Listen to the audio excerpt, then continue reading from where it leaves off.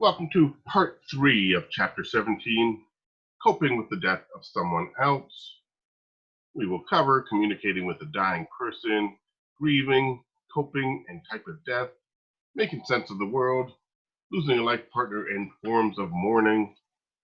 Some of this I may leave for you to read on your own. I will let you know as I get there. First of all, communicating with a dying person. I'm just going to cover this briefly. They suggest that we have open communication with a dying person as far as letting them know that they are dying. It's important so that they can close their lives in accord with their own ideas about proper dying. They can complete plans and projects to make arrangements and decisions, have the opportunity to reminisce and converse with others, and have better understanding of what is happening to them. So psychologists do support open awareness for a dying individual, as well as for significant others.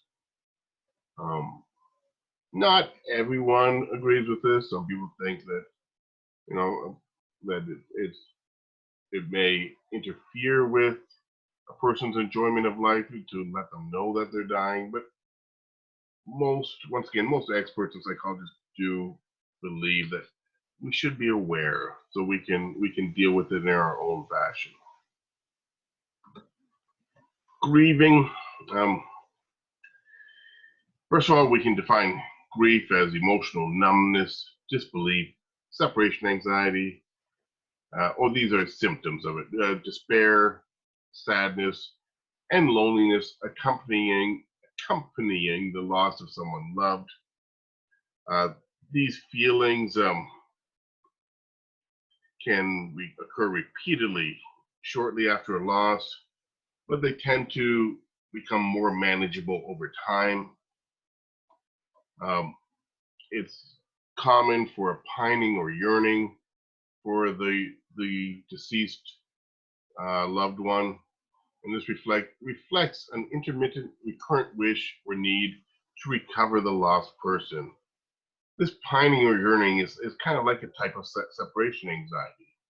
I mean, you've been separated from an attachment figure, a loved one, and you want to be with them again. So you're just like a toddler might be very clingy when you try to drop them off, and they are clinging to you, their attachment figure. I mean, in the same way, we're clinging to those that we love as adults, and when they die, we still yearn to be next to them, just like a young child wants to be next to their mother. Most survivors experience normal or what's called uncomplicated grief reactions.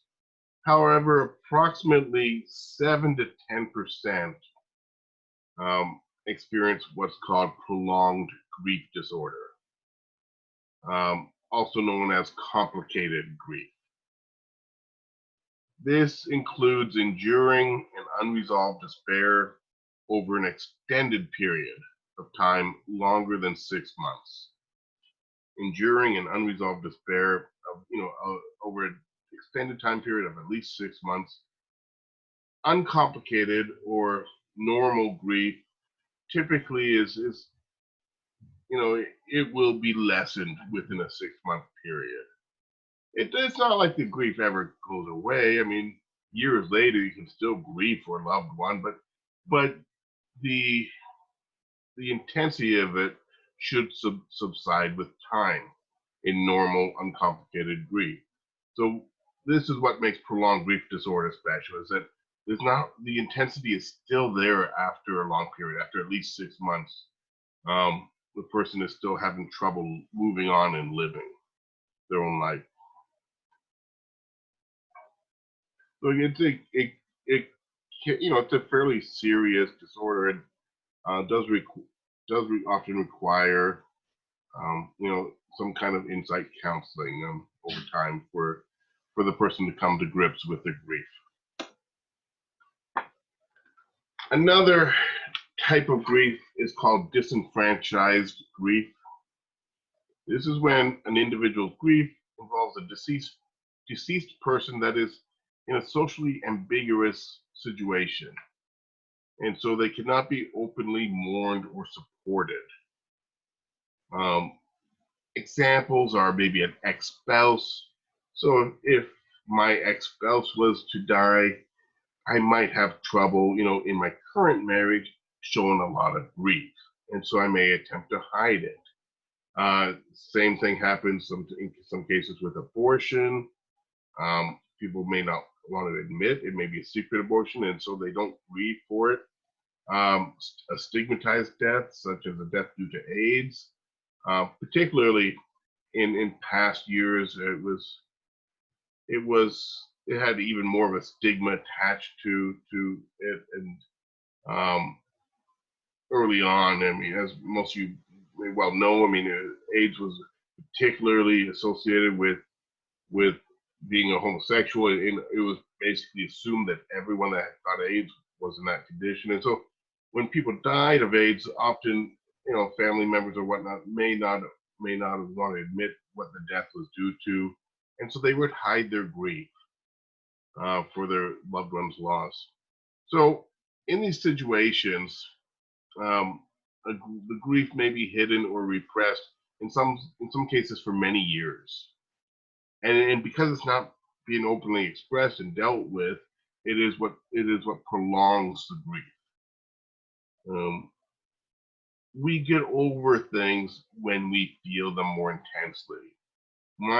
I've always believed that if you are in a situation where you lose a loved one, uh, whether to death or the breakup of a relationship or marriage, uh, it is best to feel as much grief as intensely as possible in a short time period. I mean, um, when somebody dies, I want to get it out.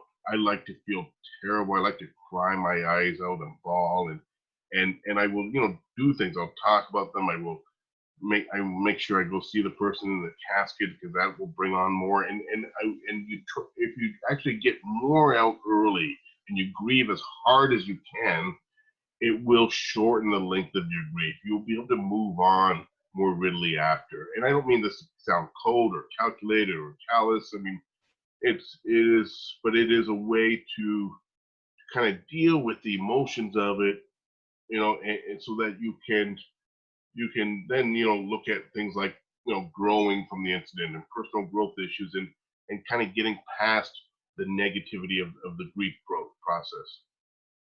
Um, okay, and so this is why disenfranchised grief can be so damaging, is that the grief is not expressed, it's not dealt with in any fashion, and so it continues and continues, and comes up at odd times, and it becomes a sneaky type of grief that can hit you at various times throughout the year. um, and in cases like this, you'll often see the person, like, show incredible sadness, like every year on an anniversary of a death or something. And those around them may not even know why they're all of a sudden sad around that day every year, like especially if it's been something that's been hidden, like maybe an abortion, and every year they kind of mourn for that aborted fetus. I mean, possibly. So it's um, it can be very prolonged, and painful. Okay, coping and type of death. Death's impact on survivors strongly is influenced by the death's circumstances. So sudden deaths likely have more intense and prolonged effects on survivors. Um, Survivors may develop post-traumatic stress disorder in the case of people suddenly dying. So they will possibly show problems such as intrusive thoughts, flashbacks, nightmares, sleep disturbance, and problems concentrating. We have more trouble making sense of sudden deaths than we do of things like chronic illnesses that we have time to prepare ourselves for. Speaking of making sense of death, that's the next topic here. And And so we often want to make some sense of anyone's death that we're close to.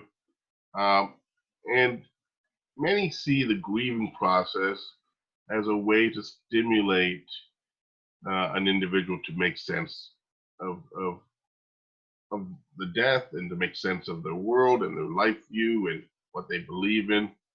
Um, in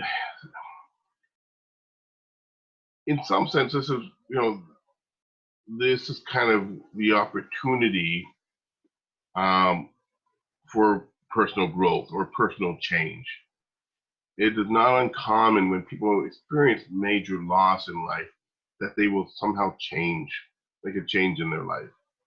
And it is the grieving often that will stimulate this. It's like you want something good to come out of it. And as you grieve for somebody, you maybe make decisions. I will never do this behavior again, or I'm going to be different in this way. And and and so it gives you kind of an anchor, a starting point for change in your own life. And this is, some people believe this part of the grieving process is to try to like have some good come out of any death. Reliving events that lead to a death is common, particularly once again a sudden death. I mean, you think about, well, if only the things have been, if this person hadn't had to go to the library this day, they wouldn't have been in that car accident. I mean, like, we kind of retrace the steps, and particularly for things like accidents, we think about what could have been different that day. When death is caused by an accident or a disaster, the effort to make sense of it is often more vigorous. So that's kind of what she's talking about. We want to make sense of it, and it's kind of, we do tend to replay the circumstances that led to the accident and what could have been different. Okay, this next topic is the one actually I had decided that I was going to kind of skip by and leave it for you. There's just 2 slides on it and a short section in the text. Losing a life partner, obviously it can be very profound and cause profound grief. So read more about it in the book. There's some statistics provided here, and there's some cross-cultural data, concerning widowed men versus widowed women. So do read about that more in the textbook. And our final topic is forms of mourning. Um, Funerals are an important aspect of mourning. Uh, in the US here, there's a number of critics to the way we do things that claim that the funeral industry is really dealing in exploitation of families and the family's grief. That funeral direct, the critics say that funeral directors are just trying to make money, and that um, the process of embalming is grotesque, some people maintain, and that we could really do without that whole aspect of the funeral ritual.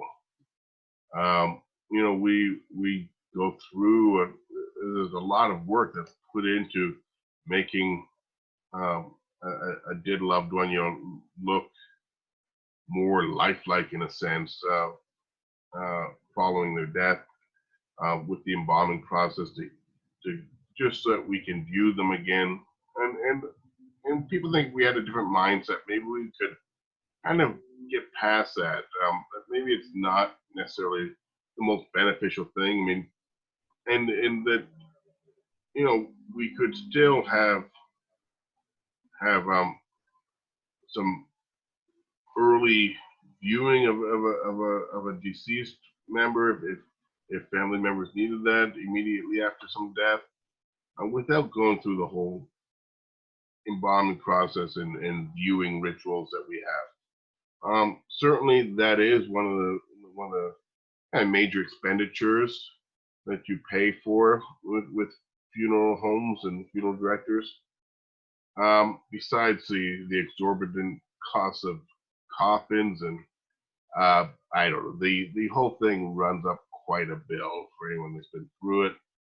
A lot of people think maybe we should, and I don't mean once again, I don't mean to make it sound like we should go on the cheap, when somebody dies, but if it's not, if you don't have any strong like religious reasons for doing things in a certain way, I mean, certain religious ceremonies, I can really understand that certain steps are important and essential for those beliefs, but um, I mean, I personally, I'm hoping people don't spend money on my funeral. I don't care if I get buried in, a cardboard box, or if I'd prefer to be cremated, but I mean, there are other ways to do it. Is all I'm suggesting. So we have made quite an industry of it, is what critics suggest. Cultures certainly vary in how they practice mourning. I mean, once again, in the U.S., we have funerals. They're conducted privately. They're followed by a memorial ceremony. It is the individual's family responsibility to make all the arrangements for the funeral and for the memorial ceremony. This is because, once again, we are an individualistic society. So if I die, who else but my immediate family members, who else should be responsible for my death?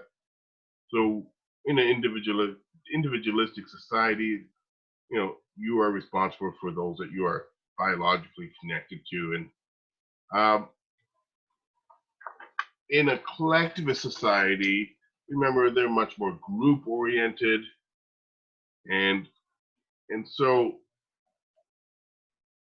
you may get more group participation in arranging for the mourning rituals. Then we read through what we have here. In some cultures, a ceremonial meal is shared after death, while in others, a black armband is worn by bereaved family members for 1 year following death. So different rituals exist in different cultures and societies. In the Amish culture, the community handles virtually all aspects of the funeral. So this was what I was getting at when I talked about, in a collectivist culture, the responsibility is shared. So the Amish culture is much more collectivist in nature, and so it's not strictly the family's responsibility, as in the majority of the U.S. culture, that to handle a funeral, but the community takes care of the burden, and so that the family's not troubled, during the time following a death. They can start working on their grieving and personal growth issues and whatever else they want to experience, rather than being tied up in the details of the funeral. I haven't been through this. I mean, and it's I really kind of think we could do it better, because it really does put a hold, in a sense, on the grieving process, to have to make so many arrangements following the death of a close family member. Okay, so that concludes chapter 17, and concludes our textbook for this term.